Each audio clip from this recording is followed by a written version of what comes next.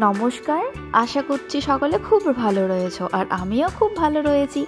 কোয়েলস ডায়েরির একটি নতুন ভিডিওয় তোমাদের স্বাগত জানাই।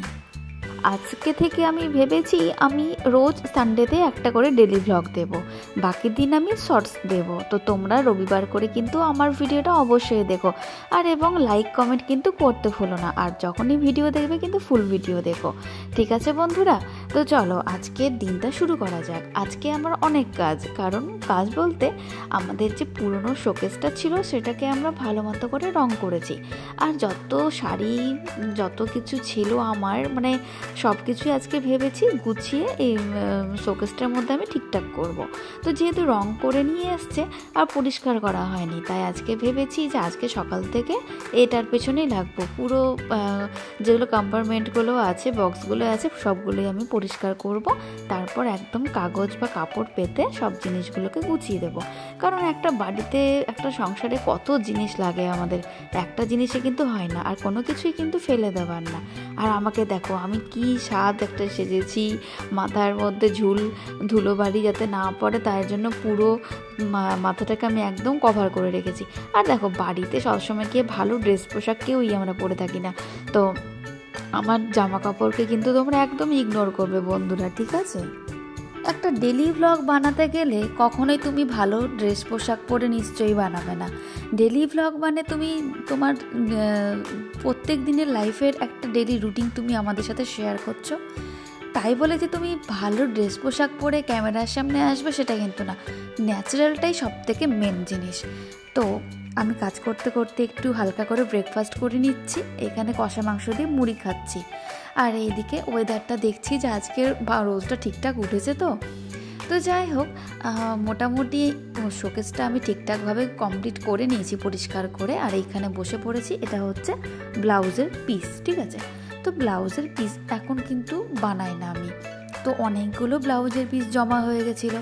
তাই এখন আমি ভাবলাম এগুলোকে ছোটো ছোটো করে কেটে প্রত্যেকটা বাক্সতে, মানে ওই যে কম্পার্টমেন্টগুলো আছে সেইখানে রেখে দেবো, তারপরে জিনিসপত্র রাখবো। তাই এখানে আমি বসে পড়েছি সুন্দর করে মাপ নিয়ে কাটতে।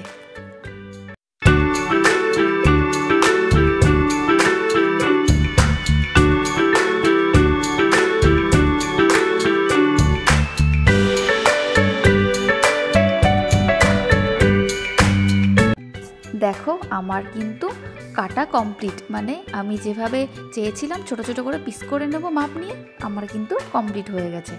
আর এখানে কর্তামশাই দেখে নিচ্ছে যে প্রত্যেকটা চাবি মানে তালা চাবিগুলো ঠিকঠাক আছে কিনা। তোমাদের সাথে কথা বলতে বলতে দেখো আমার কিছুটা কিন্তু গোছানো কমপ্লিট হয়ে গেছে। আর একদম গুছিয়ে নেওয়ার পর সম্পূর্ণ ভিডিও তোমাদের সাথে আমি পরে শেয়ার করছি, কারণ এক হাতে ভিডিও করাটা খুব মুশকিল হয়ে যায়, জানো তো? তোমরা তো জানো। ভিডিওটা আমি এবার এখান থেকে শুরু করলাম, আগের ভিডিওটা ওইখানে এডিট করতে করতে কেটে দিয়েছিলাম। তো দেখো আমার মানে শোকেসটা কিন্তু পুরোটাই গুছানো কমপ্লিট হয়ে গেছে। প্রথমে আমি শাড়ি দিয়ে শুরু করলাম, আরও কিছু শাড়ি আছে যেটা মায়ের বাড়িতে আছে, আস্তে আস্তে পরে নিয়ে আসবো। ব্যাগ আমার খুবই প্রিয় একটা জিনিস, যতই ব্যাগ দেখি না কেন মনে হয় সবসময় ব্যাগ কিনতেই থাকি নতুন নতুন কালেকশানের। তাই এখানে দেখো সুন্দর করে ব্যাগগুলোকে আমি গুছিয়ে রেখেছি। আর সত্যি কথা বলতে আমার ইচ্ছে ছিল, এই যে দেখো ভুটিয়া মার্কেট থেকে যে সোয়েটারটা নিয়েছিলাম সেটা এইটা।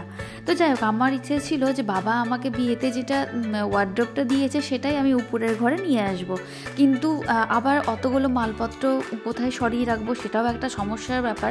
তাই আমার কর্তামশাই বলল যে আপাতত এটা এখানেই থাক, পরে আবার যখন নতুন করে ওয়ার্ড্রপটা বানাবো তখন আবার সব কিছু অ্যাডজাস্ট হয়ে যাবে। আর এইটা হচ্ছে আমি অনেক বছর আগে, মানে 2 বছর আগে মেকআপের ক্লাস শিখেছিলাম, তো সেটারই সার্টিফিকেট এটা আমি উপরটাই এখানে সুন্দর করে সাজিয়ে রেখেছি। তার পাশে রেখেছি কবিগুরু রবীন্দ্রনাথ ঠাকুরকে। কাপড় চোপড়গুলো যখন তোমাদের দেখাচ্ছিলাম তো আমার একটা কথা মনে পড়লো যে আমার সামনেই ছোটো মামার মেয়ের বিয়ে আছে, তো তার বিয়ের জন্য একটা জিনিস কিনেছি, তো সেটাই তোমাদের সাথে শেয়ার করি। কারণ এখন আমি ডেলি ভ্লগ বানাচ্ছি, আমি ডেলি কী করছি না করছি, কী কিনছি, কোথায় যাচ্ছি, আমার কী হচ্ছে সবই তোমাদের সাথে শেয়ার করতে হবে। তো তাই ভাবলাম এটাও তোমাদের সাথে আমি একটু শেয়ার করি।